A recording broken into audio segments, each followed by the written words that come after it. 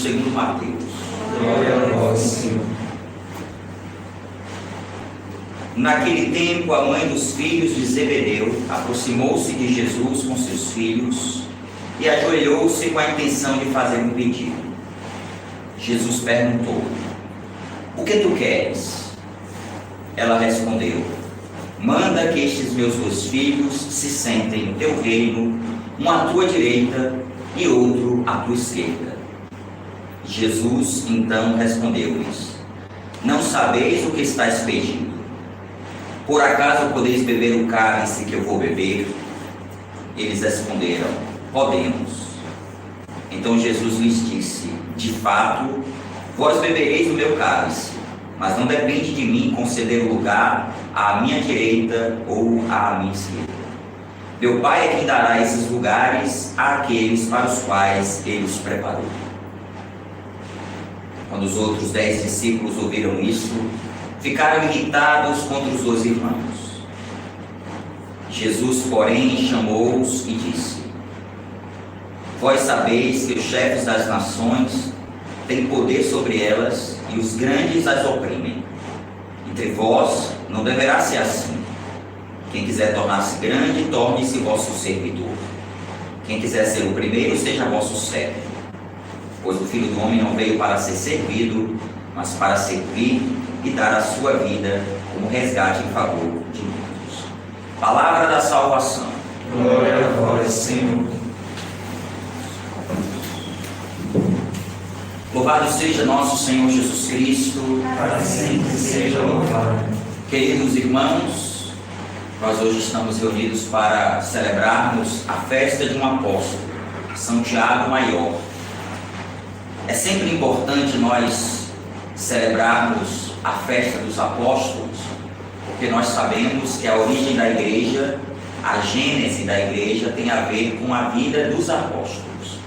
Se nós estamos hoje reunidos para celebrar a Eucaristia, nós estamos reunidos porque estes primeiros discípulos de Cristo, eles derramaram sangue, e a semente que foi derramada, o sangue que foi derramado, é semente de novos cristãos, como era dito no início do cristianismo. Foi o sangue dos apóstolos, foi o sangue dos primeiros discípulos de Jesus que fizeram com que a igreja pudesse se expandir.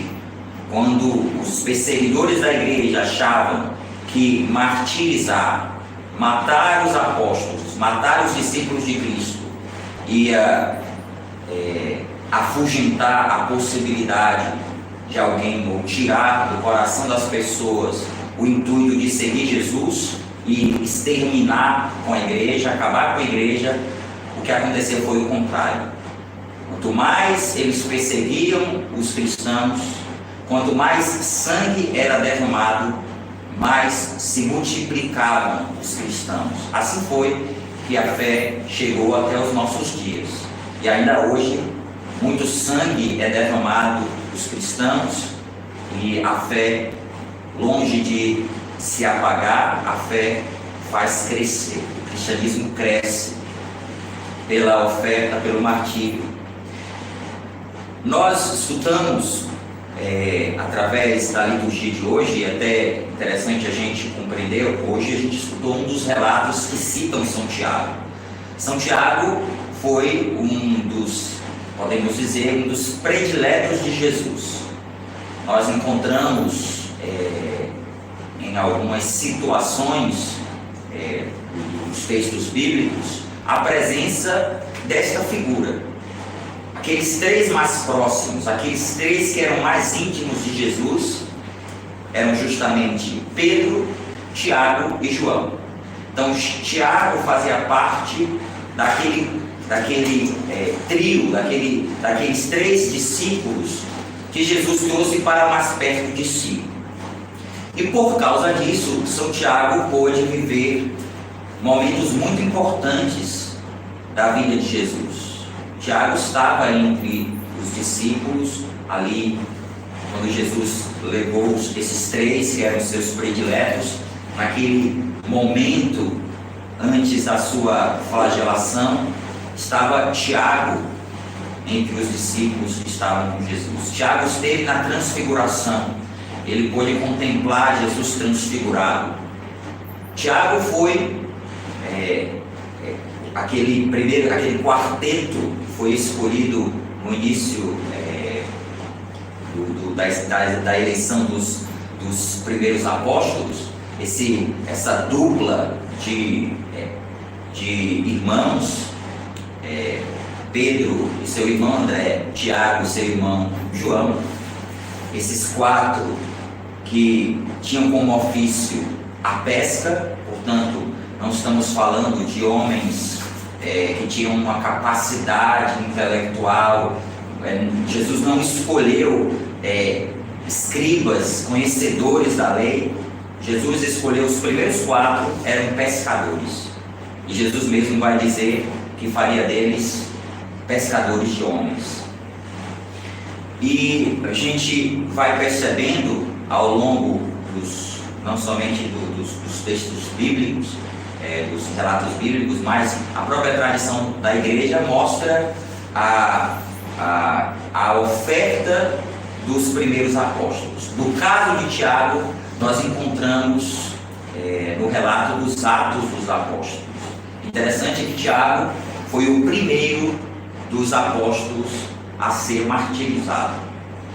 Um detalhe importante: Tiago, encontramos nos Atos dos Apóstolos, ele foi o primeiro a ser martirizado, e aqui se cumprindo aquilo que o próprio Jesus disse para ele, que ele também beberia do mesmo cálice.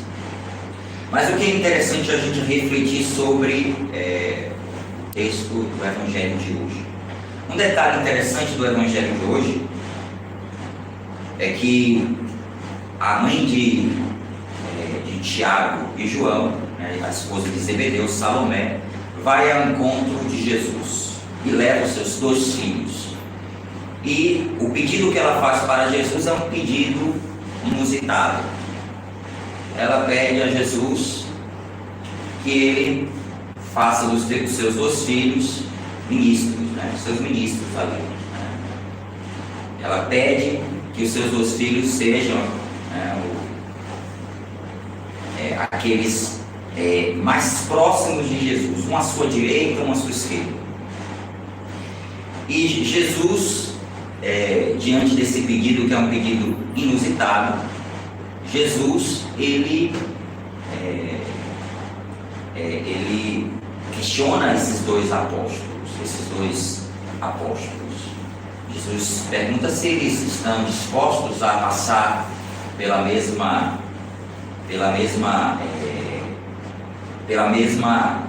realidade de oferta que Jesus viveria.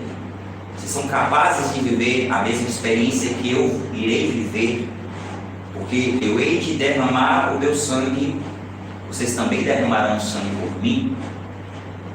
E eles, de certa forma, respondem que sim, mas aqui a gente não pode chegar à seguinte conclusão: será que de fato a resposta que eles deram para Jesus era uma resposta tão verdadeira assim? Eles tinham consciência? Acredito que não. Que eles não tinham consciência do que significava derramar o sangue por Jesus. Eles queriam estar um à direita e outro à esquerda, como muitas vezes acontece conosco. É o risco que muitas vezes nós corremos. Nós queremos as benesses da vida cristã, mas não queremos o sacrifício que essa vida comporta. Eu quero o benefício. O benefício é o céu. Eu quero o céu. A todo custo eu quero o céu. Eu quero o céu, mas eu não empenho o meu coração no céu. E Jesus, ele justamente quer que os discípulos compreendam isso. Que é preciso realmente que o nosso coração esteja disposto não a buscar os interesses aqui neste mundo. O que neste mundo nós podemos de mais precioso conquistar? O que de mais precioso nós conquistarmos neste mundo e que pertencer a este mundo vai ficar neste mundo. Tudo que você buscar vai ficar aqui. A única coisa que você vai encontrar no céu é a caridade que você realizou para com o próximo. A caridade que você realizar, você vai encontrar no céu, não tenha dúvida. Mas não vale a pena a gente colocar todo o empenho da nossa alma, não vale a pena a gente consumir todos os nossos esforços naquelas coisas que vão passar. E como é importante a gente sempre estar falando sobre isso. Seria muito importante que a gente, principalmente nos dias de hoje, nos tempos atuais, a gente empenha muitos esforços nas coisas deste mundo. A gente coloca o nosso coração nas riquezas deste mundo, e a gente se esquece que essas riquezas que a gente busca com tanto afinco, que a gente coloca tudo que a gente tem, todas as forças, todas as nossas capacidades, empenha tudo que nós temos, tudo isso, de nada vai valer quando a gente partir desta vida. Então, é pouco a gente falar sobre a temporalidade das coisas deste mundo. Desfrutar da carreira, do benefício da carreira ou do benefício do status que essa carreira pode nos dar. Tudo passa. E até mesmo o elogio dos homens vai passar. Se a gente busca o elogio dos homens vai passar. Se de fato eles existirem, né? Quando a gente não está empenhado em receber o elogio dos homens, o que os homens falam não tem tanta importância, não vai influenciar na nossa vida. Mas quando a gente está com o coração muito envolvido com a valorização dos outros, a gente facilmente perde a motivação. Se essa valorização não vem, se a valorização não chega, não tem sentido para nós, a gente perde a motivação. Mas quando nós colocamos a nossa vida naquilo que não passa, se o elogio vier, ele veio, e a gente até pode se alegrar com uma palavra ou outra, faz bem também a gente elogiar, não estou dizendo que o elogio, ele, de certa forma, é algo negativo, porque eu estou dizendo que ele não é o princípio do ato que eu pratico. Eu não pratico algo para que o outro me elogie. Se o elogio vier, vai ser algo que vai simplesmente ser como nós chamamos hoje, um feedback da parte do outro para me ajudar a avançar, a continuar e a avançar. Porém, o status aqui na terra não vai nos levar a lugar nenhum, mas o coração voltado para Deus, sim. E na continuação do relato, o que acontece? A irritação dos apóstolos. Os outros apóstolos se irritam, porque sim, entre eles existia essa pretensão. Por isso que eles se irritaram. Se irritaram por quê? Porque esses dois irmãos queriam ocupar os primeiros lugares. E eles se irritaram com isso. Se não existisse no coração deles nenhum tipo de interesse também por aquele lugar, certamente eles não se irritariam com essa pretensão. E talvez até diriam para eles: que pretensão idiota da parte de vocês, que isso vai levar vocês a lugar algum. Mas eles ficaram também, de certa forma, irritados com essa pretensão. E Jesus ensina aos apóstolos. Aproveita a situação aquela situação para ensinar aos apóstolos: olha, deixa eu explicar para vocês o que vocês devem buscar, e que na verdade é isso que de fato vale a pena. Jesus diz assim para os seus apóstolos: vós sabeis que os chefes das nações têm poder sobre elas, e os grandes as oprimem. Entre vós não deverá ser assim. Quem quiser tornar-se grande, torne-se vosso servidor. Quem quiser ser o primeiro, seja vosso servo. Pois o Filho do Homem não veio para ser servido, mas para servir e dar a sua vida como resgate em favor de muitos. O que Jesus ensina aos apóstolos é que eles precisam buscar não os primeiros lugares, mas buscar o lugar do servo. O lugar do servo é, na verdade, o lugar do discípulo de Jesus. Colocar-se aos pés. E Jesus ensinou isso antes da sua partida. Jesus lavou os pés Se colocou como servo, sendo mestre e senhor. Se colocou como servo, lavou os pés e ensinou. É isso que vocês devem fazer, uns com os outros. Servir os seus irmãos. Então, servir os nossos irmãos. Buscar o último lugar.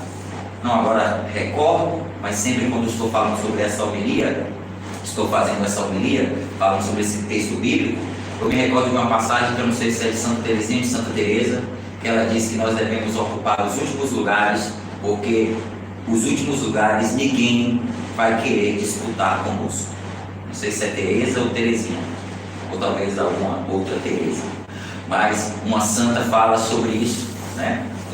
Uma das santas falam sobre esse buscar o último lugar, sentar nos últimos lugares, porque ninguém vai querer disputar os últimos lugares comigo. Vamos pedir essa graça ao Senhor. Sabemos que muitas vezes porque nós somos fracos, nós somos vasos de argila mesmo, somos pecadores, nenhum de nós está isento de buscar status, nenhum de nós está isento de buscar carreira, nenhum de nós está isento de cair nesta tentação. São tentações que todos nós comemos. Por isso que Jesus pede para que a gente combata e nos dá a sua graça para a gente combater as concupiscências do poder, do prazer, do possuir. Então, é preciso que Deus nos dê a sua graça e a gente suplique sempre isso, para que a gente não seja vencido por esse interesse mundano, que é o interesse do homem que quer a aprovação dos outros, quer ocupar os pedestais, os primeiros lugares, mas na verdade não entendeu o Evangelho, porque o Evangelho é o lugar do esvaziamento, da kenosis, do abaixamento, é o lugar daquele que serve. O cristão é chamado a ser. Louvado seja nosso Senhor Jesus Cristo. Para sempre seja louvado. Nós vamos, iluminados